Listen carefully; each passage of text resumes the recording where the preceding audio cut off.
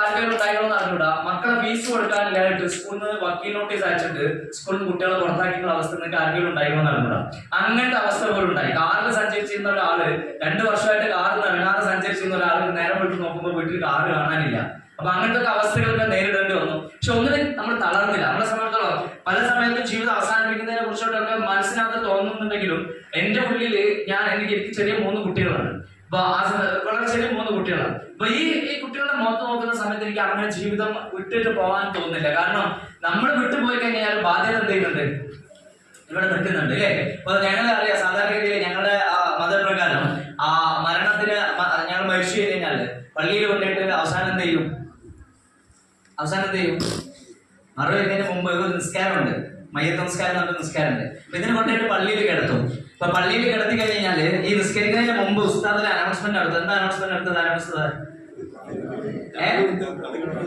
2 കാര്യങ്ങളാ പറയാ. ഒന്ന് എന്താ പറയാ, ഇദ്ദേഹം ജീവിച്ചിരുന്ന സമയത്ത് ആരോടെങ്കിലും എന്തെങ്കിലും തെറ്റോ അല്ലെങ്കിൽ കുറ്റങ്ങളോ ഉണ്ടായിട്ടുണ്ടെങ്കിൽ അറിഞ്ഞോ അറിയാതോ ചെയ്താണെങ്കിൽ നിങ്ങൾ അയാൾക്ക് എന്ത് ചെയ്ത് കൊടുക്കണം, പുറത്തു കൊടുക്കണം. ഒന്നാമത്തെ കാര്യം. രണ്ടാമത്തെ കാര്യം പറയുന്നത്, ഇദ്ദേഹത്തിന് എന്തെങ്കിലും ബാധ്യത, അദ്ദേഹത്തിനുമായിട്ട് ബന്ധപ്പെട്ട ആർക്കെങ്കിലും എന്തെങ്കിലും സാമ്പത്തിക ബാധ്യത ഉണ്ടെന്നുണ്ടെങ്കിൽ അദ്ദേഹം മരണപ്പെട്ടുകൊണ്ട് അദ്ദേഹത്തിന്റെ മകളോ മകനോ അല്ലെങ്കിൽ ഉപ്പയോ ഉമ്മയോ ആരോടെങ്കിലും ബന്ധപ്പെട്ട് അതെന്ത് ചെയ്യണം, തീർക്കണം.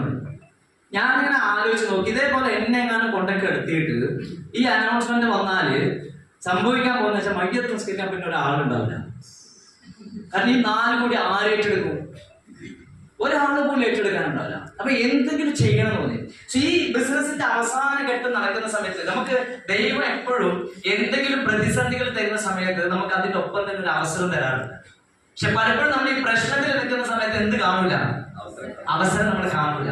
അപ്പൊ എന്റെ ഈ പ്രശ്നങ്ങളുടെ മൂർച്ഛിച്ച് നിൽക്കുന്ന സമയത്ത് എന്റെ ഒരു പഴയകാല സുഹൃത്ത് എന്നെ വിളിക്കുകയാണ്.